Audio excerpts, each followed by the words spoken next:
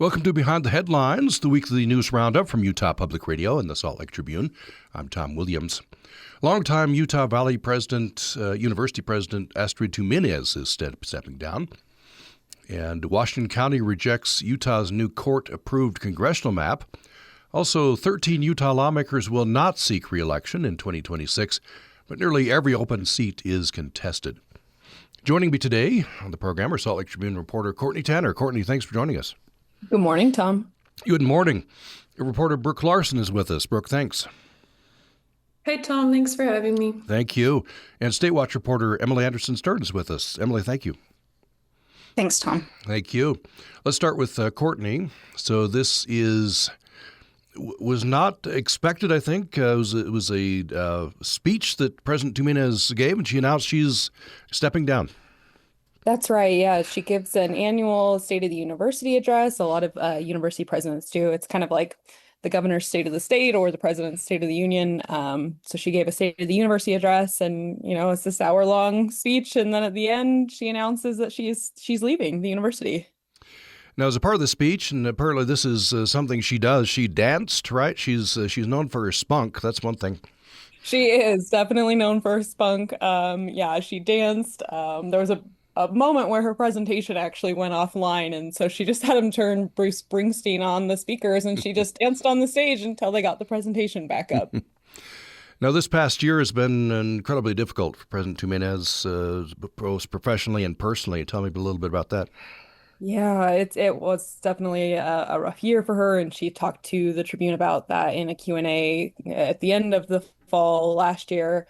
But basically, she'd lost her husband in February of last year. And then a couple months later in September, the Charlie Kirk shooting happened on UVU's campus on actually the birthday of her husband. So she had been leaving the country to kind of commemorate her husband, on a trip, and then got news of the Kirk shooting and flew back to Utah to respond to that.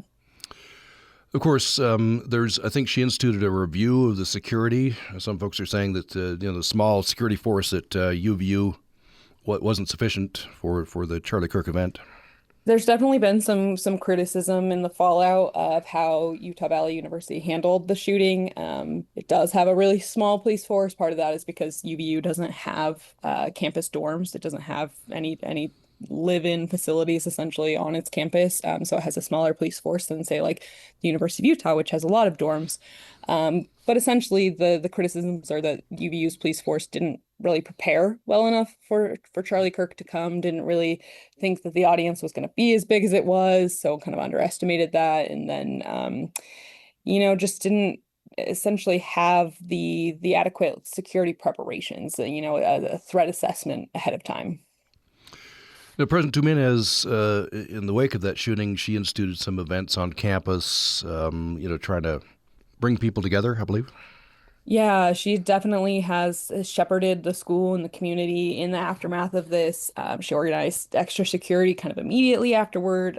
She hosted a campus vigil for folks. One of the big things that she did was open therapy. So anyone that was at Charlie Kirk's event and witness to that was able to go to therapy at Utah Valley University to kind of seek support for that trauma. And she's also spoken publicly about her own therapy that she's gone through, in the loss of her husband and with this second trauma that happened. She's been very open about mental health. So tell me about some of her goals. She right now, she's the longest serving president in Utah, right? So she had some goals, I think, coming in. How did she do? Yeah, I mean, she blew past every goal that she set, which is pretty extraordinary. So by the time she steps down on May 1st, she'll speak at commencement, and that'll be basically her last event as president. She will have served for 7 years and some change, about 8 months, I think, if I'm doing the math right. So about 8 years total.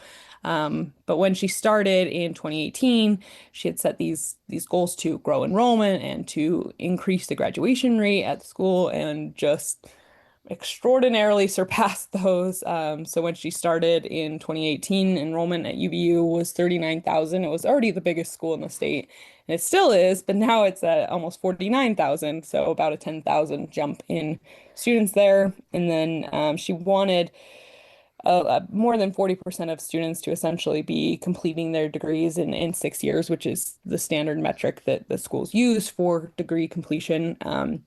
When she started, 35% of students were completing their degrees in that time frame. And then this past, well, I guess it's spring 2024 because that's the latest we have the numbers for, but 46% were graduating that time frame. So an 11 percentage point gain, which is pretty much unheard of in higher education.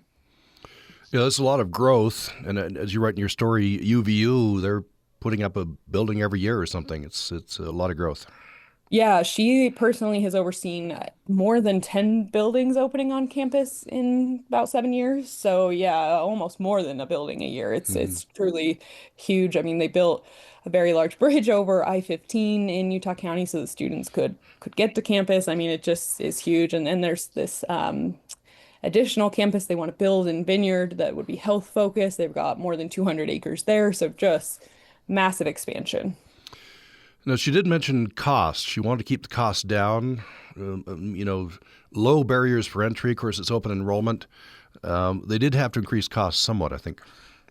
Yeah, that's right. And I'm glad you mentioned that UVU is open enrollment. So there's no GPA or test score essentially required for students to come in. And President Tuminez has been very adamant about keeping that standard. She wants education to be accessible and open to everybody. But yeah, at the same time, you want education to be open and you want it to be affordable. And it has remained fairly affordable, but there has been some increases in tuition that she said were necessary to basically accommodate for all of this growth. So it's still, I mean, there's 8 public colleges and universities in the state, and it is fifth cheapest out of those. So it's still relatively very affordable. It's less than $7,000 a year for tuition and fees. This idea of open enrollment, everybody has a chance to higher education. That's very personal to her, right? Tell me a bit about her background. Yeah, she has a stirring story. She shared it often, talking about how she basically got into education and how it changed her life. And that started when she was a kid in the Philippines. When she was 5 years old, some Catholic nuns came into her town in the slums in the Philippines and offered some seats to her and her sisters to go to school in the community. They went and they had scholarships to go, which was part of why they were able to. And President Tuminez has just talked about how, she took advantage of that opportunity in every way. I mean, she has joked that she'd read everything she possibly could, cereal boxes she found on the streets and Nancy Drew books that were at her school. And she talks about starting life basically as a statistic that she didn't think that she would go anywhere from that, poverty lifestyle to where she is today is president of a university. And not to mention, I mean, all of the work that she's done in between that, with Microsoft and with global peace conflict with Russia. I mean, she truly has had a pretty extraordinary life. I think she was, student body president or something at BYU. Valedictorian. Valedictorian at BYU. Then went to, was it Harvard and MIT? Harvard and MIT, yeah. So Yeah. really a huge trajectory. One fun fact about her time at MIT is that she was defending her dissertation for her PhD and was 7 months pregnant with her first baby. And so she always jokes that she told the committee, like, you better pass me or I'm just gonna like pop this baby out and you're gonna have to deal with that. So. Now, she was a very surprising choice. She's working for Microsoft, I think, at the time. She'd never been a department head, never been a dean. Right. So yeah, she didn't have a ton of higher education experiences coming into this. She had worked at one school in Singapore. And so she was an assistant dean there and a vice dean of research. And so not really what you would see as a traditional trajectory into higher education. So she, was only there for about 4 years, but yeah, was working as a regional director for Microsoft. And so, yeah, just, came from basically the corporate sector into higher education, which is not something that we see often in Utah higher education, at least. So a lot of positives, of course, so a lot of fans. There are some critics, right, and some controversies during her time. Yeah, and not I wouldn't say a ton of controversies compared to some of the others that we've had at the public universities in the state. But every president has to make difficult decisions. And so a couple of those are that she closed down an English language program for students who don't speak English as their first language at UVU, and that caused some stir. She basically said studies show that if those students are just integrated into a traditional classroom, that they do better, but there was some pushback. And then probably the bigger one is in 2021, she chose Wendy Watson Nelson as the commencement speaker at UVU. Nelson is the wife or the widow of the late Russell M. Nelson, who was the president of the Church of Jesus Christ of Latter-day Saints. But Nelson had some of her own essentially works that were controversial that talked about the LGBT community and gay relationships and some words that students found hurtful that she used there. And so there was some protests that she was chosen as the commencement speaker. So now two vacancies, right? Weber State University and Utah Valley University. It's interesting, Utah System of Higher Education announced a new model that they're going to use with starting with UVU. Yeah, and I'm glad you mentioned those vacancies too. I keep thinking that the turnover in higher education leadership is going to stop, and then it doesn't. It's been about 8 years of just kind of constant turnover. But yeah, I think that the new model that's going forward is going to be really interesting. So the Utah System of Higher Education is going to appoint basically a full transition team. So it'll be like UVU and higher education officials on this team. I'm not sure how many people it will be yet, but they'll basically help lead the school in the interim. And then once a new president is chosen, they'll actually be in place for the first 6 months of that person's tenure too, just to help make sure that it's a smooth transition, that new person has the support that they need. It's what companies in the private sector do, so it's not necessarily unheard of. It just hasn't really been put into public education. President Tuminez, what's she going to do next? Has she talked about that? She said she's not sure yet, which is actually kind of interesting. I think, as we talked about, she's just had this very, very tough year and just needs some time to take a breath. She said she doesn't know where she's going to be next, but she actually kind of sees that as a good thing. A little bit of a leap in the dark is what she called it.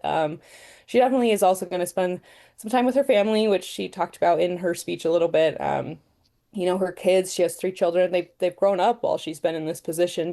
Her youngest son was 8 years old when she started, and he's now 16 and driving. And so, she's seen her kids essentially just grow up in front of her eyes and wants to just spend some time with them too. Thanks for telling us about this. We have a couple of minutes left. I'd like to move to another president. This is the president of Salt Lake Community College. Did a bit of a profile of him. Here's the headline. In anti-DEI Utah, this college president is gay, Latter-day Saint, and a first-generation student. He's not shy about it. This is Greg Peterson. So tell me just a bit about him.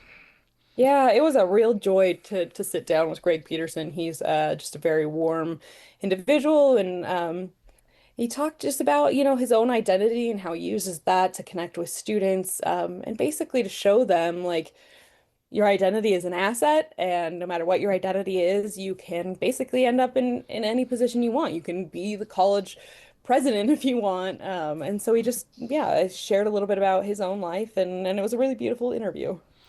So he did a Q&A at Encircle, an Encircle event. Very interesting to read your reporting on this. He talked about being a member of the Church of Jesus Christ of Latter-day Saints and coming out as gay, which a little later in his life he did that, and trying to reconcile those two. Tell me just briefly about what his thoughts on that. Yeah, he turned 50 this month, and he came out as gay when he was 38, so about 12 years ago. And he talked at Encircle, which is a LGBTQ community support group. He went to one of their homes in Provo and talked to students at Brigham Young University, which, as we know, is sponsored by the Church of Jesus Christ of Latter-day Saints, and where Greg Peterson also did his undergraduate degree.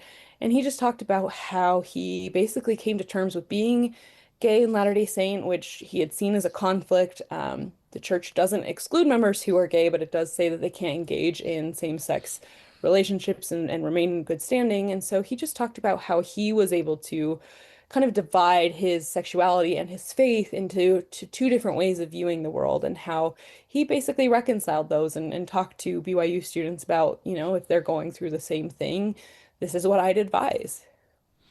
One more brief thing on this. Of course, we know about HB 261. The legislature mandated anything DUI should be eliminated from universities.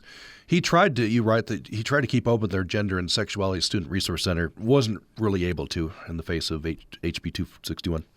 Yeah, it's an interesting part of all of this too. Salt Lake Community College had this Gender and Sexuality Student Resource Center, and it had kept it open and tried to basically open resources to all students, which was the requirement under this DEI law that passed, was that if you had any kind of specialized services that catered to a specific identity, you had to open them to all students. And so Salt Lake Community College tried to do that. It started offering services for like married students, of any orientation at its resource center. But the Utah System of Higher Education did an audit basically of how schools were complying with the anti-DEI law and just found that this center wasn't in compliance. And so Salt Lake Community College moved in December to shut it down. It affected a lot of students that said that they had found a home and a safe space at that resource center. And I think, President Peterson would say too that, it was a center that he had wanted to keep open and just, wasn't able to.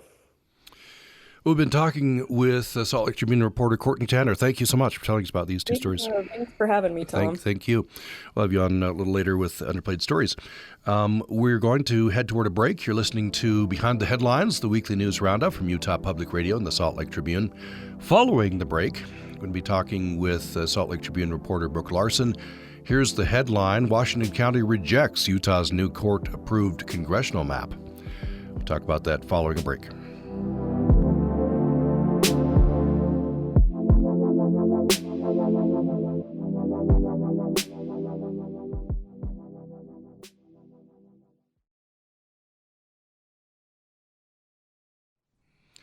You're listening to Behind the Headlines, the weekly news roundup from Utah Public Radio and the Salt Lake Tribune. I'm Tom Williams. We bring in now Salt Lake Tribune reporter Brooke Larsen. Brooke, thanks for joining us. Thanks for having me, Tom. Thank you. Interesting story here. Of course, we've been talking a lot on this program about the congressional maps and all that back and forth. Now you have a story about how Washington County is responding to this. The actual headline is, "I'd like to be out of compliance. Washington County rejects Utah's new court-approved congressional map." And that's a quote, "I'd like to be out of compliance," from one of the county commissioners, I believe. Yep. That was County Commissioner Victor Iverson. This happened at a county commission meeting last month. In December, the county commission voted against amending its code to adopt this new map that was, from this ruling that you mentioned by Judge Gibson. The commissioner obviously is very opposed to the judge's ruling. Says, "I'd like to see her come down and enforce it here in Washington County," is what he's saying.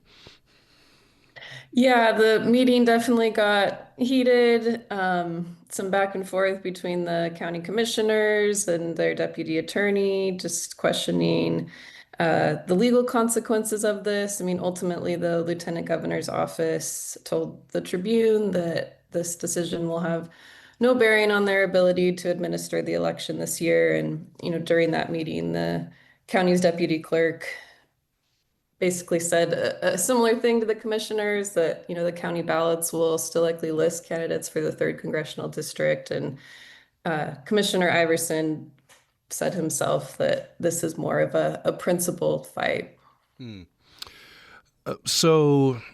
I guess Washington County is supposed to, ideally they would change their code to reflect the new district that they're in.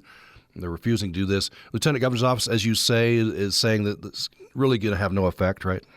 Mm-hmm. Yeah, that's what they said in the statement. We asked if there would be, any consequences for the county or if they would take any measures, to kind of enforce this. And that was all they said back to us. And the county commissioners have said they don't expect to have legal consequences, but, we'll see how this continues to evolve.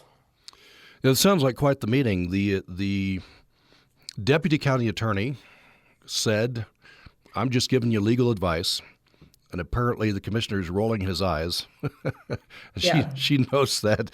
Now, what is she saying? I guess she's saying, well, since the judge ruled this way, this is the law right now.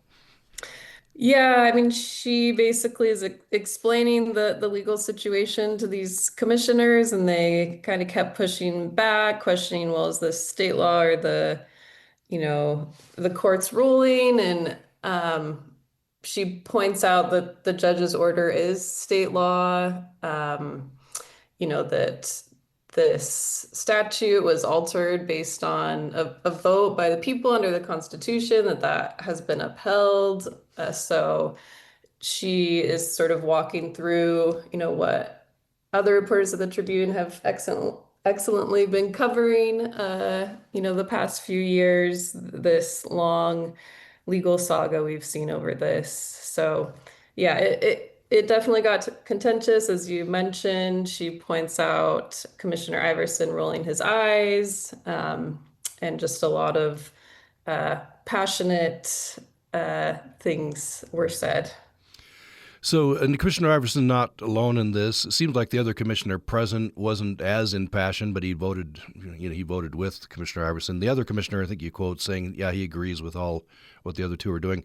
What is Commissioner Iverson saying? That I think one thing he said was he believes the judge's ruling goes against the will of the people.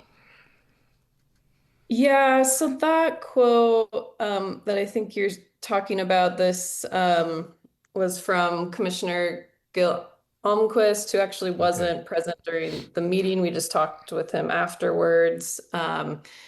And so, he said he can't support the judge because she's ignored the will of the people. And obviously this is complicated, but, as people have pointed out, the judge is affirming that this ballot initiative that was voted in by the people. So it's definitely a heated discussion for sure. What did the Democrats down there say? Yeah, so I mean, the head of the Washington County Democratic Party called this political grandstanding. That they don't have the authority to do what they're doing. And at the end of the day, the lieutenant governor's office is in charge of this process. So yeah, essentially calling this just a political move. Yeah. Let's turn to water, another contentious issue. You went to the latest water conference this year. It was in Salt Lake, I think, right? It was actually in Las Vegas. Oh, in Las Vegas. Okay. You had all the water commissioners, right? All seven states, I guess, represented. Yeah, so the Colorado River Water Users Association Conference is the biggest Colorado River conference of the year.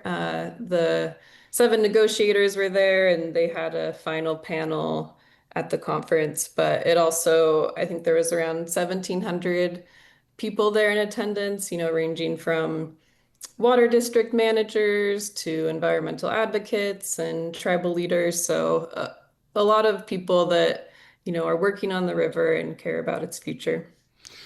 So it's interesting. One of the disagreements, many disagreements, obviously, right, is here's the subheadline: is hydrology the problem? Some are saying, well, it's obvious, it's not enough water, and others are saying, no, we need to change the structure.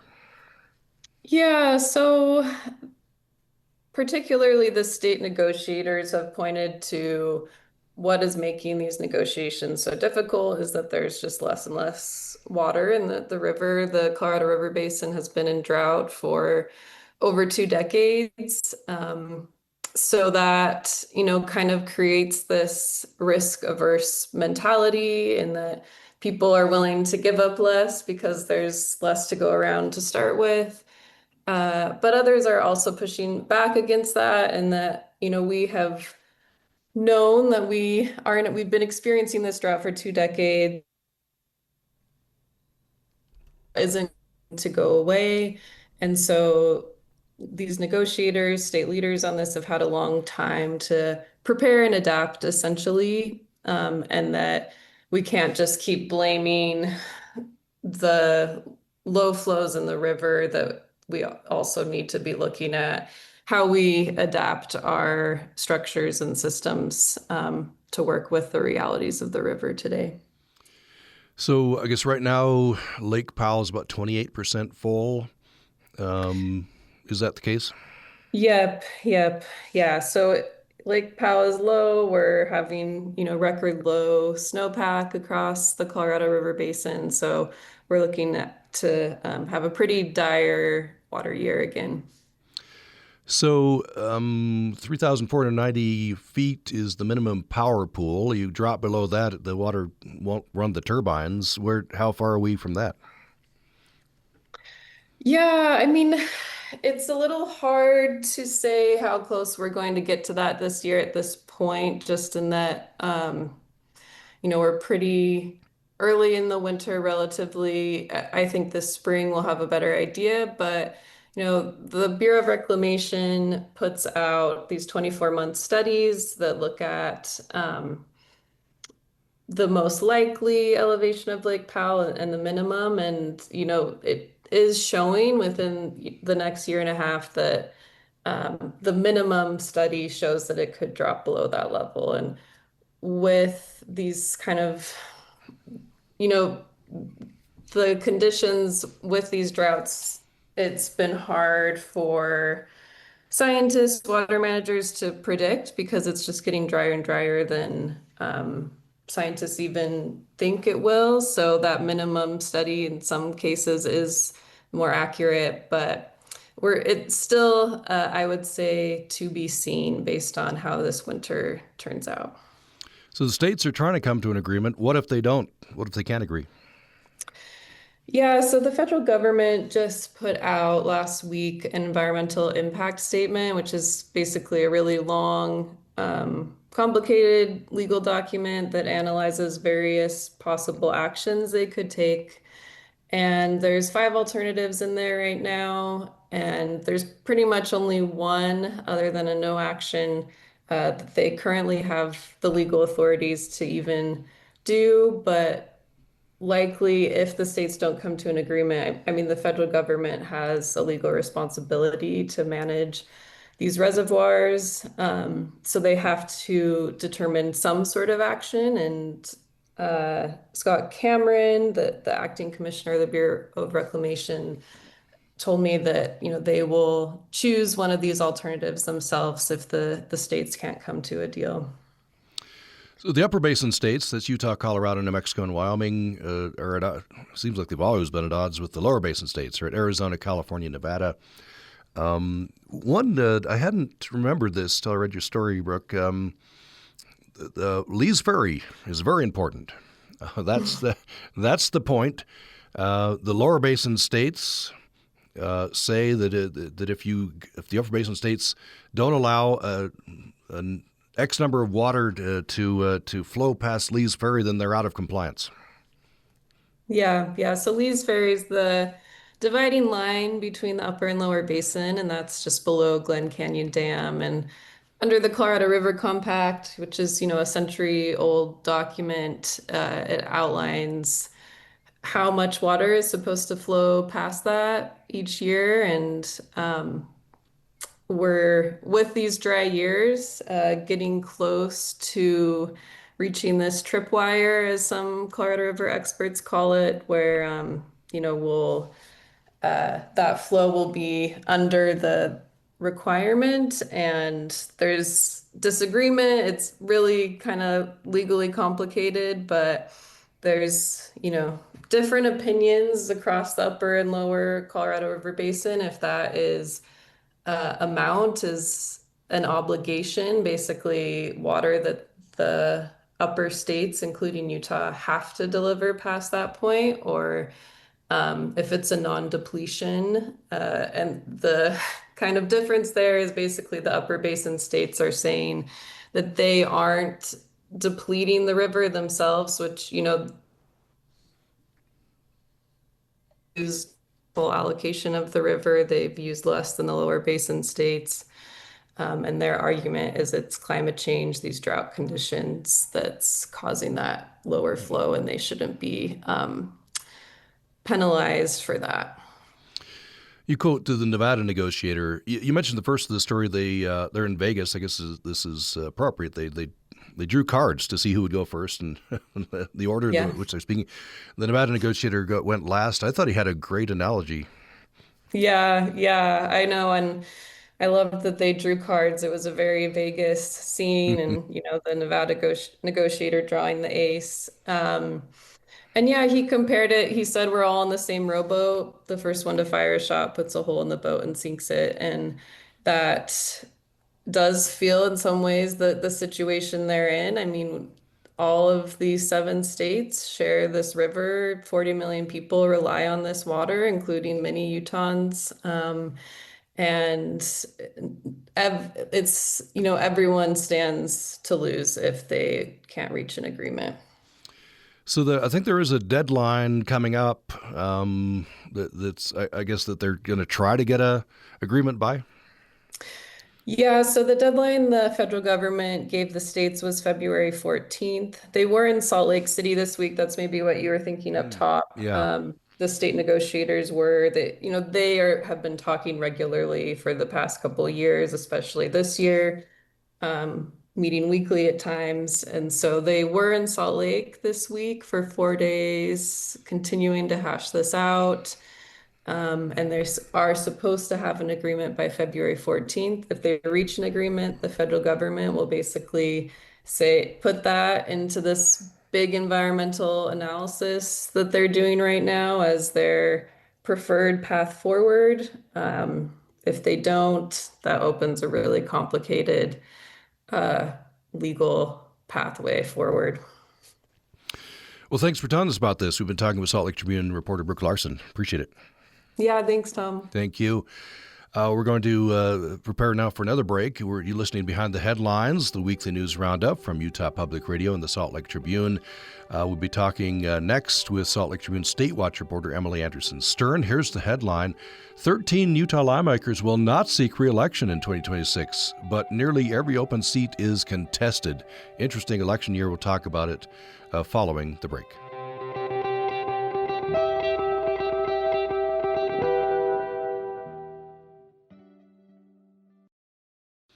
You're listening to Behind the Headlines, the weekly news roundup from Utah Public Radio and the Salt Lake Tribune. I'm Tom Williams. We bring in now Salt Lake Tribune State Watch reporter Emily Anderson-Stern. Emily, thanks for joining us. Thanks for having me, Tom. Thank you. I want to talk about the re-election campaigns. 13 Utah lawmakers will not seek re-election. But first, Emily, we're talking with Brooke about the redistricting, how it's going over in Washington County. You and Robert Gerke have been keeping an eye on how the Utah Republican Party is doing in gathering signatures. So first of all, I guess what would, if they get those signatures and this passes, what would this do, this initiative? So essentially what the initiative aims to do is repeal the voter initiative that was passed in 2018 that essentially District Judge Diana Gibson's ruling is based on that is requiring these new congressional maps going into November. So, Republicans are trying to essentially say, well, the judge ruled that we have to listen to this voter initiative. That's the ultimate law. So this effort by the Utah Republican Party is trying to ask voters again about the same law.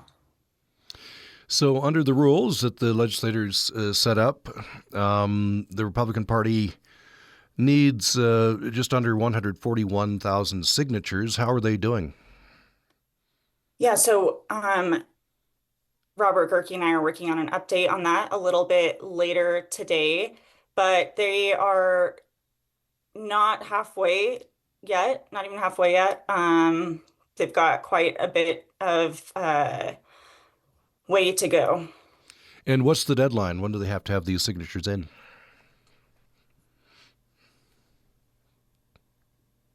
See, I will have to double check that. Robert Gerke's been the lead reporter on this. Right, I'm yeah. helping with a lot of the visualizations for him. Okay, great. Yeah, I think it's coming up pretty quick here that they have to have those signatures in. So let me turn, Emily, to this story.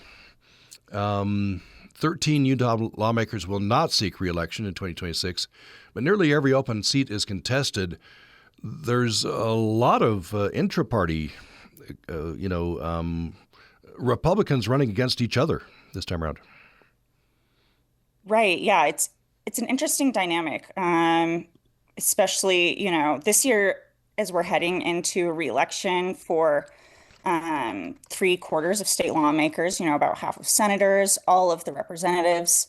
It's been a year that's been full of quite a bit of contention for the legislature, including around the issue you just talked about with redistricting. There was a law that the legislature passed last year that would have barred public employee unions from negotiating contracts, from collective bargaining. And that was one that had a lot of opposition. It quickly qualified to be a referendum in 2026, but lawmakers came together at the end of the year to repeal that law to avoid having that referendum next to their names on the ballot.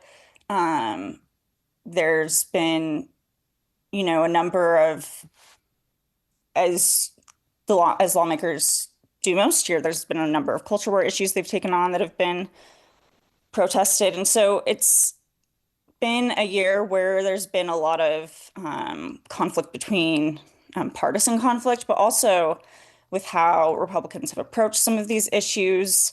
There's been some intra-party conflict, whether there are individuals thinking lawmakers haven't gone far enough or have gone too far, whether they think that some lawmakers are representing special interests more than constituents. And in some instances, there's been criticism of individual lawmakers for their actions that some members of the public have seen as benefiting themselves. So who are some of the big names who are getting a primary challenge? One of the biggest ones is the top senator, Senate President Stuart Adams. And he faced a bit of controversy earlier this year after my colleague Robert Gerke reported that he had initiated a change to a Utah law that helped a relative who was facing child rape charges, and it helped that relative avoid having a longer prison sentence and kept them from being put on the sex offender registry. And that's something he denied having acted inappropriately. But that is something he faced a lot of criticism for, including criticism from within his party and to the right of him. There's another established state senator, Senator Dan McKay, who's been in the legislature since 2012 and in the Senate since 2019, who is facing a challenge from a freshman Republican representative. And then there's also a state representative who has spent a few sessions in the legislature now, but he has developed a reputation as a, so-called culture warrior who has brought forth a lot of controversial pieces of legislation and said a lot of things, even since, before he was in office, attacking members of the LGBTQ plus community, attacking women, people of color. He ran a bill last year that got a lot of attention that banned pride flags on government property. So he's someone who's attracted a lot of controversy, and he's seeing a challenge from, so he is in Layton in Davis County, and he's seeing a challenge from a Davis County commissioner. Um, and so, it'll be interesting to see how voters respond to that. Interesting, you note that the longest serving legislator, at least at the time, Haven Barlow, his grandson's now running. Right. Yeah. His son is currently representing, his son's from Fruit Heights. He's currently in the legislature. That's Representative Stuart Barlow. And he's announced he'll retire. He's not going to seek re-election. And one of the candidates who's in the running to take his spot is his son, Sam Barlow. Yeah. I note that former president of Weber State University, Senator Ann Milner, is stepping down. Who's filing to replace her? So a representative from a district within Senator Milner's Senate district, Representative Jill Coford, last session was her first in the legislature, but she is running to take Senator Milner's spot. And that leaves Senator Coford's district open, which will create an interesting race because that is the most purple district outside of Salt Lake County, the most competitive district for Democrats. Prior to Representative Coford holding it, it was held by a Democrat, Representative Rosemary Lesser. And prior to Representative Lesser was Representative Shurtleff, the late Representative Luana Shurtleff, who was a Democrat. So Representative Lesser is running for the seat again. There was a lot of investment by Republicans last election to win that seat, especially by House Speaker Mike Schultz. Who actually, that district was one of the districts that was targeted by a political action committee that was only funded by Speaker Schultz. But at the time, the funders weren't yet identified in disclosures, but it attacked Democratic lawmakers for voting against laws that imposed restrictions on transgender Utahns. And so Representative Lesser was one of those targeted, and she blames that PAC in part for her loss in that district. So she'll have another shot at getting the district. Representative Lesser is an OBGYN and oftentimes was a voice that represented a doctor's point of view, especially a doctor's point of view around reproductive health when she was in the legislature, which is with a lot of the debates that are happening right now around abortion policy, was a unique voice in the legislature at the time. A couple of historic legislators are retiring. The state's longest-serving female lawmaker and Utah's first Black female legislator. Yeah, so Representative Sandra Hollins, the state's first Black female legislator. She's actually already stepped down, and Teacher of the Year, John Arthur, has taken her place as representative. So we'll see him next week in his first legislative session. And then we're also seeing, this will be Representative Carol Spackman Moss's final session in the legislature. She's, as you said, the longest serving lawmaker. And there'll be an interesting race to replace her. You've got a couple of individuals who have some political experience. The member of the Granite School Board, the Granite School District Board of Education, Julie Jackson, and also a woman named Erin Jemison, who is often seen at the Capitol. She is the public policy director for the Utah Domestic Violence Coalition. So she's often there advocating for laws that would help protect victims of domestic violence, but also advocating against laws that could reduce the resources that those individuals have access to, or that can make it more difficult for them to be safe, to get into a safe place. Representative Matt Gwynn is retiring. That wouldn't be as noteworthy, except he's recruited a big name to try to replace him.